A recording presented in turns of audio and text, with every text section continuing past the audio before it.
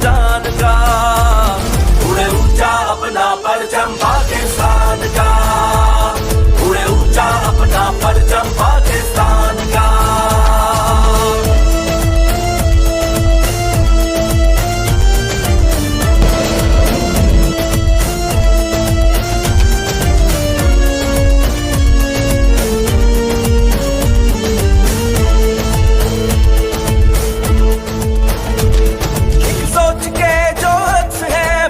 पे दिल पर नक्श है, एक सोच के जो अक्स है वो जज्बे दिल पर नक्श है जोश की आवाज भी ख्वाबों के है अंदाज भी, है जोश की आवाज भी ख्वाब। अस्सलाम वालेकुम व्यूवर्स, मैं आपके अपनी होस्ट रानी पीज़ा एडवोकेट, आपके अपने यूट्यूब चैनल लीगल वे। इस वक्त मैं मौजूद हूँ कराची बार के एदी बार रूम में, और मेरे साथ जो हस्ती मौजूद हैं वो इलेक्शन कंटेस्ट कर रही हैं सिंध बार इलेक्शन में डिस्ट्रिक्ट ईस्ट से जमशेद शेख साहब। अस्सलाम वालेकुम। वालेकुम। कैसे हैं जमशेद भाई? शुक्र है, अल्लाह का करम है मालिक। कैसे हैं आप? खैरियत से? क्या सोच, क्या जज्बा, क्या उमंग लेकर और क्या मंशूर लेकर आप सिंध बार के इलेक्शन में कंटेस्ट के लिए उतरे हैं? आप अपनी ज़बानी बताइए।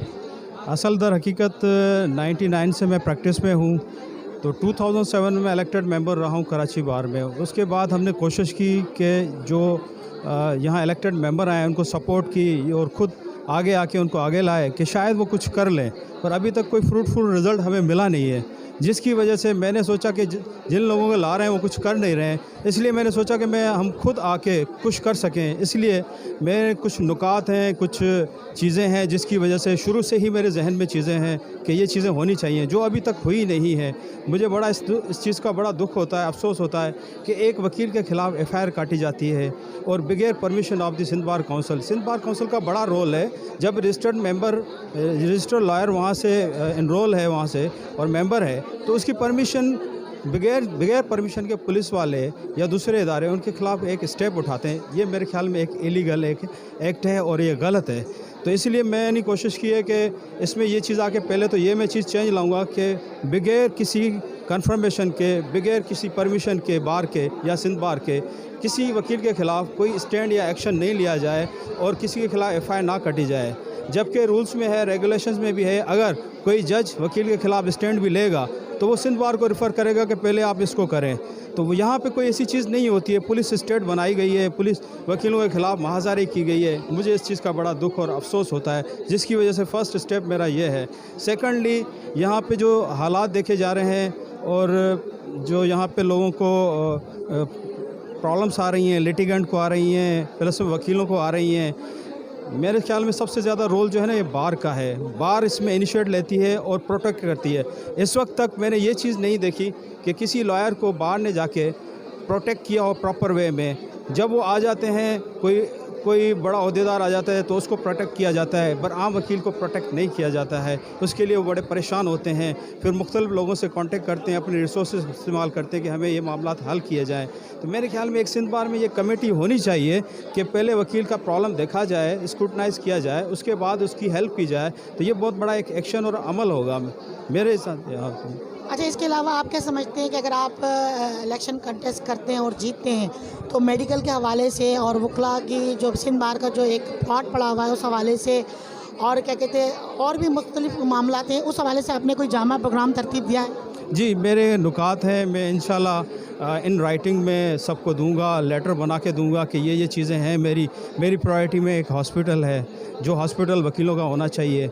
कम से कम उनको ये लिबर्टी होनी चाहिए कि एक अपना ID कार्ड सिंध बार का या कराची बार का वहाँ रख के अपना इलाज करा सकें। उसके बाद वो लेटर भेज दें सिंध बार को कि भाई इसके ड्यूज़ हैं या चीज़ें, वो उसको इम्प्लीमेंट करें, वो एक्शन ले, सब चीज़ें करें। पर एक बीइंग ए ह्यूमन बीइंग ये ज़रूरी है कि हमारा एक हॉस्पिटल होना चाहिए। सेकेंडली, मेरी सबसे बड़ी प्रायोरिटी ये है कि एक स्कूल भी होना चाहिए जिसमें यतीम वकीलों के बच्चे प्रॉपर एक एजुकेशन ले सकें। आजकल एजुकेशन प्रॉपर नहीं है। कम से कम हम एक साहिब हैसियत भी हैं, साहिब अखलाक भी हैं और लायर भी हैं, तो हमें सब चीज़ों का ये मालूम है कि किस तरह से क्या प्रोसेस होता है। तो इस हवाले से मैं ये ज़रूर समझूंगा कि बच्चों के लिए स्कूल भी होना चाहिए, हेल्थ का भी होना चाहिए, एजुकेशन का भी होना चाहिए, प्रॉपर केयर भी होनी चाहिए। इसके अलावा बहुत सारी चीज़ों में ये आ रहा है कि रिटर्नरशिप फ़ी का भी इशू आ रहा है। लोग तो इसको ले रहे हैं कि भाई रिटर्नरशिप इशू बना रहे हैं, मैं इशू नहीं बना रहा हूँ। 5532 लोगों पे मैंने कैलकुलेशंस किए हैं, प्राइवेट लिमिटेड कंपनीज़ हैं जिनके मैंने ऑब्ज़र्व किए हैं। मैं ये समझता हूँ कि जितने वकला यहाँ हैं जो प्रैक्टिसिंग लॉयर हैं उनको रिटर्नर मिल सकती है, और उसका प्रॉपर अब अमेंडमेंट आई है 2017 में जिसमें डिक्लेयर किया गया है कि every lawyer should be a returner. तो मेरे ख्याल में ये चीज़ें हैं, और भी चीज़ें हैं मेरे जहन में, कुछ चीज़ें अभी इस वक्त नहीं आ रही, मैं प्लस करता जाऊँगा जी। अच्छा, आप आज आपने लंच रखा है और इसके अलावा कोई बड़ा कोई ग्रुप आपने ज्वाइन किया है या बड़े लोग आपके पीछे हैं जो आपको सपोर्ट कर रहे हैं, या आप अकेले ही आपने एक इरादा किया है इलेक्शन लड़ने का, या पीछे बैक पर आपकी कोई सपोर्ट है किसी बड़े ग्रुप की? शुक्र अल्हम्दुलिल्लाह 21 साल हो गए हैं मुझे। मैंने ये कभी नहीं सोचा कि किसी ग्रुप की बैक लूँगा, कभी ये नहीं सोचा है कि मैं किसी से कोई चीज़ डिमांड करूँगा मुझे दी जाए। मेरा अपना जज्बा है, वलवला है, मेरे दोस्त हैं। सिटीज़न लॉयर फोरम हमारा एक फोरम है जिस पे सब ने कंबाइन मुझे ये कहा है कि हम सारी चीज़ें करने के लिए तैयार हैं। सीनियर लॉयर हैं, जूनियर हैं, मेरे एसोसिएट्स हैं, सब ने ये कहा है कि हम आपकी खिदमत में जितनी भी चीज़ें होंगी पेश करेंगे और लॉयर की वेलफेयर के लिए जो हो सकेगा हम करेंगे। मैंने अभी तक किसी से कोई सपोर्ट नहीं ली, ना किसी ग्रुप ने मुझे कहा है। मैं इंडिविजुअल खड़ा हूँ और मेरे ख्याल में यहाँ मुझे इतना रेस्पॉन्स और रिप्लाई मिल रहा है दोस्तों से, वो मुझे कह रहे हैं कि आप खड़े हैं, शुक्र है, हमें कोई आसरा सहारा होगा। मैं आसरा सहारे की हिम्मत नहीं दे रहा हूँ, मैं ये कह रहा हूँ मुझसे जो बन सका मैं करूँगा। मैं आप लोगों में से हूँ, आप दोस्तों में से हूँ और आप वकीलों में से हूँ, और हमेशा यहाँ रहूँगा, हमेशा यहाँ नज़र आता हूँ, हमेशा आपके लिए खिदमत करता रहूँगा। 2007 में आप मेंबर मैनेजिंग कमेटी कराची बार थे। इतने अरसे के बाद आपने सिंध बार का इरादा किया है, क्या वजह सोच कर के इतना गैप क्यों दिया आपने? फिर इसके बाद आपने कराची बार में किसी और पोस्ट के लिए इलेक्शन क्यों नहीं लड़ा? असल में मैं चाहता था कि शायद मुझसे बेहतर वकील हैं या लीडर हैं जो अच्छा रोल प्ले कर सकते हैं वकीलों के लिए, वेलफेयर के लिए। तो हमने बहुत सारे जो प्रेसिडेंट यहाँ के बने, जनरल सेक्रेटरी बने, सिंध बार के मेंबर बने, उन सब के लिए बहुत ज़्यादा काम किया, आगे पेश आके हमने काम किया, और इसलिए काम किया कि शायद ये वकीलों के लिए बेहतरी लाएंगे। पर हमने अभी तक कोई रिज़ल्ट नहीं पाया, जिसकी वजह से खुद मेरे दोस्तों ने कहा कि आप सिंध बार में आ जाएं, और मैं इसलिए खुद आया हूं सिंध बार में कि वकीलों की वेलफेयर कर सकूं और जो मेरे दोस्त हैं जो परेशान हैं उनके लिए कुछ कर सकूं। इस वक्त मैंने स्टैंड इसी वजह से लिया है कि शायद मेरे से कुछ हो जाए, और मैं उम्मीद है कि मैं शायद कुछ कर गुजरूँगा। ये थे जनाब जमशेद शेख साहब, जो कि एक अरसे दराज के बाद 13 साल के बाद कराची बार के इलेक्शन लड़ने के बाद सिंध बार में उन्होंने कदम रखा है और अपनी वकला भाइयों के वेलफेयर के लिए एक अच्छा इरादा और एक अच्छा सेटअप लेकर आने का इरादा रखते हैं। अल्लाह ताला इनको कामयाबी से हमकिनार करें। बहुत शुक्रिया, थैंक यू। अस्सलाम वालेकुम व्यूअर्स, मैं आपके अपनी होस्ट रानी पीरज़ादा एडवोकेट, आपके अपने यूट्यूब चैनल लीगल वे। इस वक्त मैं मौजूद हूँ कराची बार में, और कराची बार के एदी बार रूम में जमशेद शेख साहब ने लेडीज़ के लिए स्पेशली लंच का अरेंज किया है, और मैं लेडीज़ से तकरीबन ये कि व्यूज़ पूछना चाह रही हूँ कि सिंध बार में कैसे लोगों को आना चाहिए। अस्सलाम वालेकुम फौजिया मुश्ताक साहब। वालेकुम सलाम। कैसी हैं आप? अल्लाह का शुक्र। अल्लाह मैडम, आप क्या समझती हैं कि सिंध बार के इलेक्शन होने जा रहे हैं तो कैसे लोगों को आना चाहिए और वकला की वेलफेयर किस तरीके से होनी चाहिए, ये बताइए आप। सबसे पहले तो मैं बोलूँगी कि देखें, सबसे पहले ऐसे लोगों को आना चाहिए जो रिपीट ना करें। जो लोग 5 साल में भी रहकर वकला के लिए कुछ नहीं कर सके तो उनको दोबारा रिपीट नहीं करना चाहिए। तीसरी बात है कि ऐसे वकला को आना चाहिए जो प्रैक्टिसिंग लॉयर हों, क्योंकि प्रैक्टिसिंग लॉयर ही समझ सकते हैं कि एक वकील की क्या परेशानियाँ हैं, क्या किस काम में क्या डिफ़िकल्टीज़ होती हैं। तो प्रैक्टिसिंग लॉयर को इसमें आना चाहिए। ऐसे लोगों को नहीं आना चाहिए जो सिर्फ अपने दफातर में बैठे रहते हैं, उनको पता ही नहीं है कि हम जब कोर्टों में जाते हैं तो हमें क्या मुश्किलात होती हैं, किन मुश्किलात का सामना। ऐसे बंदों को आना चाहिए जो हमारे शाना बशाना खड़े, हमें उनके फेस भी पता होंगे, ये हमारे साथ ही हैं। मेडिकल के हवाले से क्या कहेंगे कि सिंध बार वाले जो अब तक इलेक्शन कंटेस्ट कर चुके हैं उन्होंने मेडिकल के हवाले से कोई एक भी पैनल सिस्टम नहीं रखा, सिर्फ 25,000 पूरी लाइफ में वो मेडिकल का देकर वो समझते हैं हमने एहसान कर दिया। बीमारी है, कभी भी आ सकती है। आप कैसे कह सकते, आप क्या कहती हैं कि मेडिकल के लिए कोई पैनल सिस्टम होना चाहिए? बिल्कुल होना चाहिए। मैं आपकी बात से एग्री करती हूँ कि बिल्कुल 25,000 क्या चीज़ है, कुछ भी नहीं है। सिंध बार बहुत बड़ा, यानी पूरे पाकिस्तान को कवर करता है। तो इसमें एक ऐसा सिस्टम, एक ऐसा पैनल होना चाहिए जो वकीलों के लिए एक अच्छी मौसर कोशिश साबित हो। मैं तो आप क्या समझती हैं कि जमशेद शेख साहब जो खड़े हो रहे हैं आपके लिए कैसे उम्मीदवार हैं? आप कुछ अपनी ज़बानी बताइए। जी, जमशेद भाई को मैं देखती हूँ, सबसे बड़ी बात तो ये कि प्रैक्टिसिंग लॉयर हैं, हमें हर वक्त नज़र आते हैं कोर्टों में, उन्हें ये भी पता है कि एक वकील की क्या परेशानियाँ हैं। तो मैं बिल्कुल ऐसे वकला को ख़ास तौर पे सपोर्ट करूँगी जैसे जमशेद भाई हैं कि वो नज़र आते हैं प्रैक्टिस। ये थी हमारी फौजिया मुश्ताक साहब। मेरे साथ मौजूद है समीना खान, जो कि हमारी सीनियर एडवोकेट है। मैं इनसे व्यू पूछूंगी कि किस तरीके से लोगों को वेलफेयर होनी चाहिए सिंध बार के इलेक्शन के हवाले से, कि वकला की क्या परेशानियां हैं, मेडिकल के हवाले से आप क्या कहना चाहेंगे?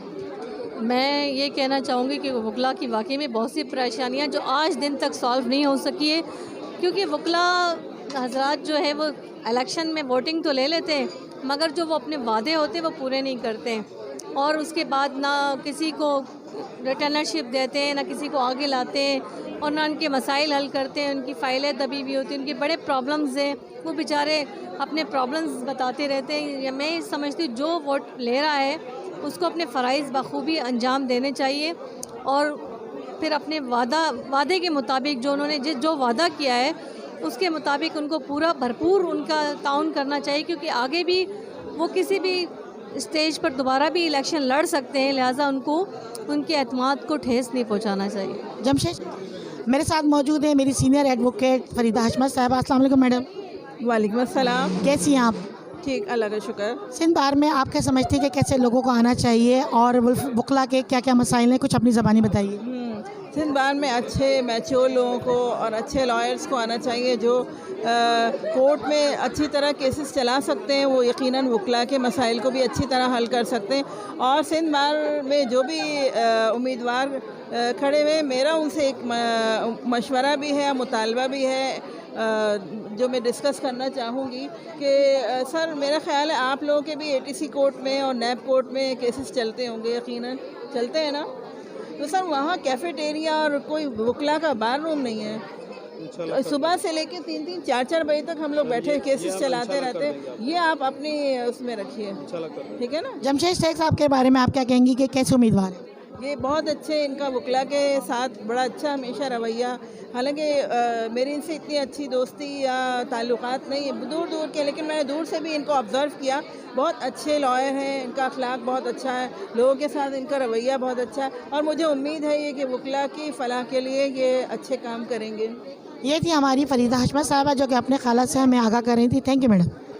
मेरे साथ मेरी सीनियर एडवोकेट मौजूद है फरीदा उस्मानी साहबा। अस्सलाम वालेकुम मैडम। वालेकुम अस्सलाम। मैडम, सिंध बार के इलेक्शन हो रहे हैं, आप क्या समझती हैं कि सिंध बार में कैसे लोगों को आना चाहिए और हमारे वकला की क्या क्या प्रॉब्लम है जो कि अब तक इलेक्टेड मेम्बरान ने उसे सॉल्व नहीं किया है? आप अपनी ज़बानी बताइए। जी, मैं आपको बिल्कुल बताना चाहूँगी रानी, इसमें मैं जब से कराची बार में आई हूँ मैंने आज तक कोई चेंज नहीं देखा। मैं अब उम्मीद रखती हूँ, चूँकि जितने सीनियर्स आते हैं, चूँकि ये बारिश सिस्टम है, चूँकि मैं हमेशा तब कहने की आदी हूँ, शायद ज़माने को खटकती हूँ, इसी वजह से मैं सच बोलूँगी, मैं सच का साथ दूँगी। मुझे वो लोग चाहिए 16 जो वाकई वकला की वेलफेयर की, चूँकि ख़वातीन मेल या फीमेल कोई चीज़ नहीं होता, हम एडवोकेट से आया में लॉयर, ये अगर हमारे लिए अच्छा करेंगे तो इंशाल्लाह इनके यंगस्टर के लिए बहुत बेनिफिट्स होंगे। अदरवाइज़ अगर ये अच्छा नहीं करेंगे तो इनका भी अंजाम वही होने वाला है। लेकिन अब एक तब्दीली आ चुकी है, एक चेंज आ चुका है।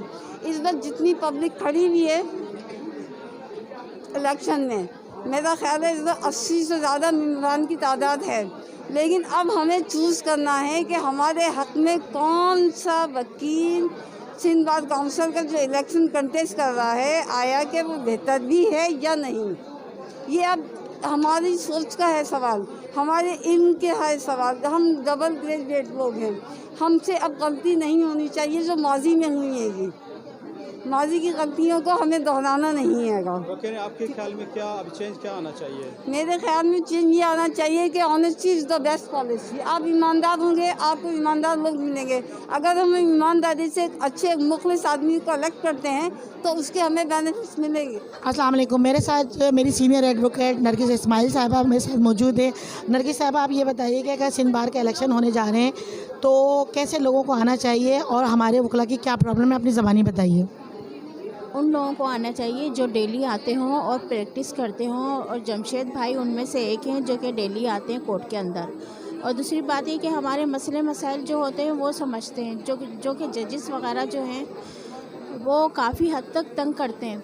जैसे कि क्या कहते हैं, अगर फैमिली केसेस में ख़ास तौर पे कि रिपीट समन बार बार उसमें है ना रिपीट होते रहते हैं। कुछ जजेस ऐसे हैं जो कि है ना बार बार निकलवाते हैं, जो कि है ना बहुत ज़्यादा तंग करते हैं। अगर एक साथ सर्विस करवा दीजिए, सारे संबंध जो है एक साथ निकलवा दिए जाए तो ना क्या कहते हैं पार्टी को परेशानी होगी, ना एडवोकेट को, क्योंकि जो कोर्ट में आती हैं हमारे पास वो इतना लूट के आती हैं कि वो बार बार क्या कहते हैं वो फ़ीस अदा नहीं कर पाती, ना वकील की ना कोर्ट की, कि वो सम्मान बार बार निकलवाने के लिए। अब मेरा एक केस है जो बहुत शुक्रिया कि हमारी दावत पे आए हैं और मुझे उम्मीद है कि वोट एंड सपोर्ट के लिए आप सब लोग मुझे वोट देंगे, सपोर्ट करेंगे। यहाँ मेरी सारी बहनें बैठी हुई हैं जिसमें से एसोसिएट हैं, असिस्टेंट जूनियर भी रही हैं मेरी। मैं उम्मीद करता हूँ कि आप लोगों के जो भी मंशूर हैं, जो भी चीज़ें हैं, मैं उन सब पे पूरा उतरूँगा। मुझे उम्मीद है कि आप सब मुझे वोट दे के इलेक्ट करेंगे और अपना हक़ के लिए मुझसे ज़रूर लड़ेंगी, कि कहेंगी कि आपने हमारे लिए क्या किया। ये ज़रूर है, आप मुझसे लड़ना ज़रूरी है, क्योंकि लड़ेंगे तब मैं आपको कुछ करके दे दूँगा। यही चीज़ है, मेरा यही अज़म है। थैंक यू आप लोग। उड़े ऊंचा अपना परचम पाकिस्तान का।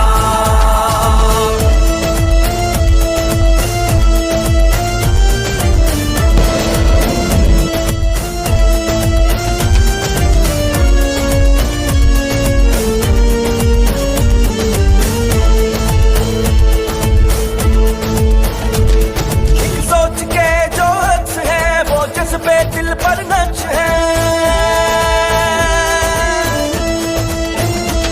एक सोच के जो हंस है वो जज्बे दिल पर नच है जोश की आवाज भी, ख्वाबों के है अंदाज भी, है जोश की आवाज भी, ख्वाबों के है अंदाज भी। अपनों के जो दिलदार है वो दुश्मन को दीवार है चाहत जो ये अपनों की, ये चाहत जिंदाबाद है नजरिया अपना वतन है, रिश्ता इससे अपना तो दिल जान का।